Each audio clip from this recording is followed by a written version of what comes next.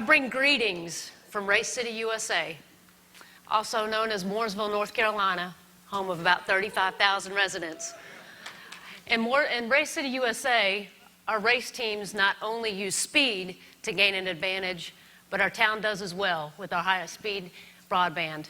We use that advantage to gain access to new industry, new residents, and to gain efficiencies in our everyday tasks.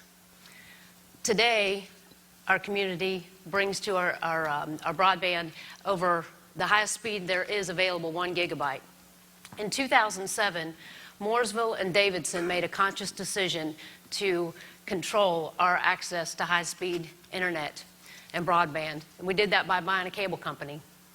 That was pretty controversial with a lot of mixed emotions. But again, today, we were the first in the market to bring 1 gigabyte to our friends in our community. We use that high-speed broadband access in Mooresville to go from good to great in many ways. And I want to share some of those with you. What started out as an issue with vandalism in our newly renovated and built recreational facilities, we installed a security camera. We used that security camera to catch those vandals, but it also sparked an idea of how we could do live streaming access to our ball fields for all of our sporting events there, soccer, baseball, softball. So this live streaming access was out there for the parents and the grandparents to watch their sons, their daughters, and their grandkids in their sports. Imagine how the miles shrink when PFC Thomas, stationed in Camp Phoenix, Afghanistan, is able to watch his son play the first baseball game of the season. Folks, that's how you go from good to great. Taking that security camera and turn it into live streaming access.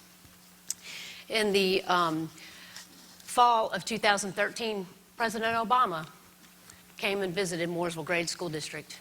He wanted to see in action our one-to-one laptop initiative. It means every student in grades 4 through 12 are issued a laptop instead of textbooks. Today, that initiative goes all the way from kindergarten to 12th grade. That's pretty good, especially in a school district that has 40% that are eligible for free and reduced lunch. Our broadband utility discovered that there were a lot of those kids that didn't have internet access at home to do their homework. So in order to level that playing field, they offered to any of the students that are eligible for free and reduced lunch the availability of having internet access in their homes so that they could do their homework. This initiative actually helped raise our graduation rate of African American males from 67% to 98%. Now, folks, that's how you take something that's good and you make it great. You know, laptops are just a normal staple today in everyday business. Every meeting you go to, people have got their smartphones or iPads out. Let me tell you how this iPad helped bring to us a manufacturing facility in Mooresville. When the call came into our planning department from our economic development director about a client that's interested in the last available lot in our business park, the planning department said, no problem, we got it covered. He said, don't bring your client to the office, we'll meet you on the site. So armed with their iPads, full of the GIS data that took 2 years for staff to get online, they show up at the vacant lot. They're able to show this client on that vacant lot in the middle of a beautiful day, thank goodness it was Chamber of Commerce Day, where they were able to show all the GIS information so they knew where all of the infrastructure was. They were able to show them all of the ingress and egress of all of the access points. They were able to really help them see where this building would sit on that lot. So by the time that the client had really started to feel comfortable with this, they could seal it, they could feel it, they could see the hundreds of trucks coming in and out a day. You know, it's kind of like selling a car. Once you can get that customer to smell that leather interior, they're sold. So if you're on the lot, they can see, they can feel their building there. They were sold. The other part that was a clincher is They said, here's our requirement. We need a site that you can have ready, up, and running in 8 months. So there's our challenge. Today, we have Niagara Water that did come to our business park. Their campus has a tax value of about $82 million. Along with that, because they bought a water, and we have a water company, their utility revenues are over $900,000 a year. So having all that GIS information online that took 2 years for staff to do, that's good. Being able to go to the site with that client is great. They didn't have to come to town hall and look at it on a little computer screen in an institutional looking building. They were on the site. They could see it, feel it, touch it.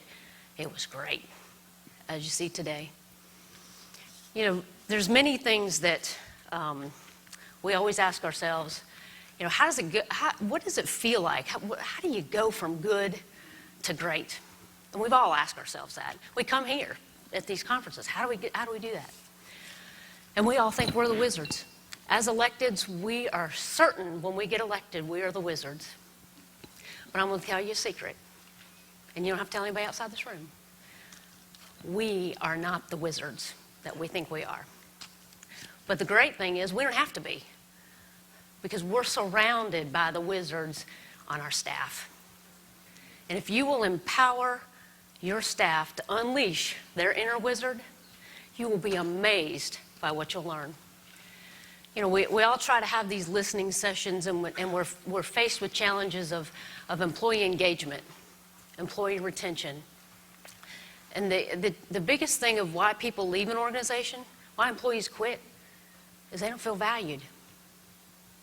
If you will give them a forum, some type of structure around where you will listen to their ideas, empower them to share their ideas, you will rock the world.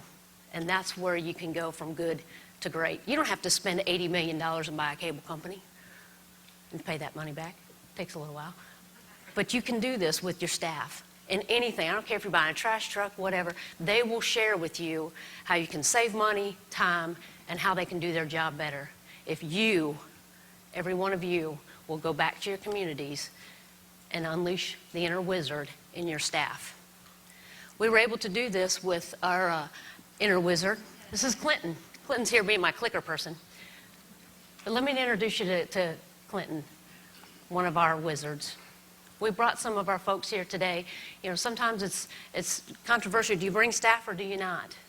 And let me tell you something. They are the wizards. They will take these ideas back if you will help them.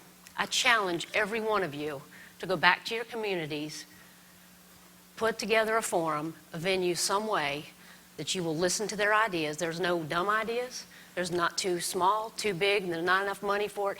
Listen to those ideas, and I've challenged you all to come back next year in Pennsylvania and in Pittsburgh and share with us from Mooresville how you were able to unleash the inner wizard. So I leave you today encouraging you to all unleash your inner wizard by figuring out a way to take your technology and anything that you do from good to great. Thank you all.